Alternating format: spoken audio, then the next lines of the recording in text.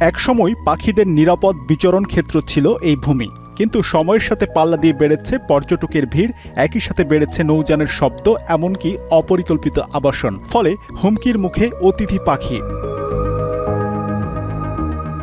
সংশ্লিষ্টরা বলছেন, ভোলার চর কুকড়িমুকড়ি, ঢালচর ও মনপুরা সহ উপকূলের ডুবোচরগুলোতে ঝাঁকে ঝাঁকে অতিথি পাখি ডানা মেলে ছুটে চলা, দল বেঁধে খাবার সংগ্রহের প্রতিযোগিতা আর জলকেলি ছিল শীত মৌসুমের অবিচ্ছেদ্য অংশ।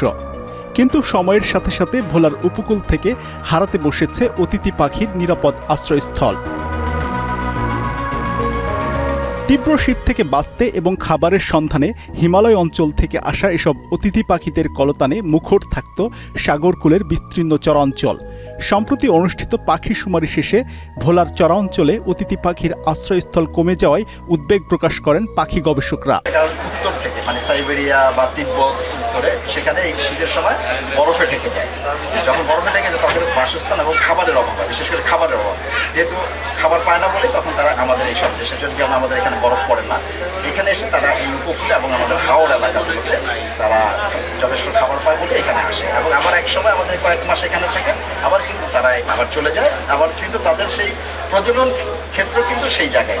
এরকম কিছু সংখ্যা অনেক বেড়েছে এবং কিছু সংখ্যা কিন্তু ওভারঅল কিন্তু কমেছে এই 27 বছরে, যেটা আমি দেখেছি।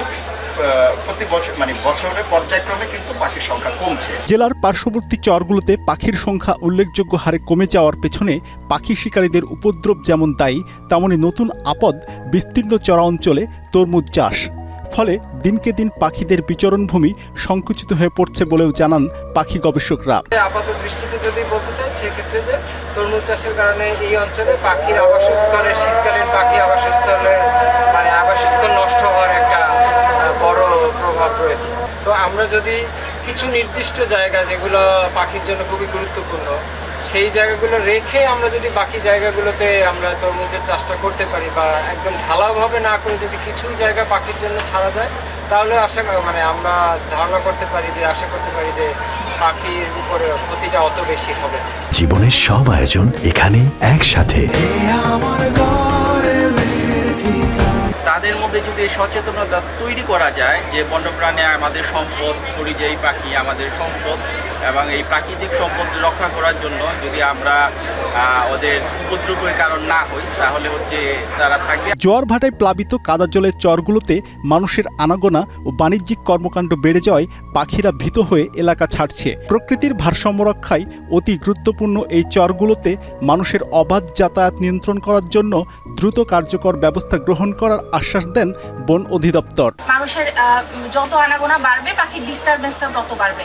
তো সেক্ষেত্রে এমনিতেই বন অধিদপ্তর চেষ্টা করছে যে সাইটগুলো বা যে এলাকাগুলো পরিযায়ী পাখির বিচরণের জন্য খুবই গুরুত্বপূর্ণ, সেখানে একটু মানুষের যাতায়াত কমানোর জন্য, তাদেরকে মোটিভেশন দেওয়ার জন্য, যে অন্যদিকে যাতে তারা এই অন্য যে কাজগুলো তারা সাধারণত করে থাকেন, বাথান পরিচালনা করা, সেগুলো যাতে অন্য সাইটগুলোতে, যেগুলোতে তুলনামূলক পাখি খুবই কম বা আমাদের আবাসিক পাখিগুলোই থাকে, সেখানে যদি পরিচালনা করা যায় তাহলে সেটি ভালো হবে। চলতি মাসের 11 জানুয়ারি থেকে 18 জানুয়ারি পর্যন্ত বার্ড ক্লাবের উদ্যোগে 8 দিনের শুমারিতে উপকূলের 53টি চরে 63 প্রজাতির 47,157টি জলপাখির অস্তিত্ব রেকর্ড করা হয়।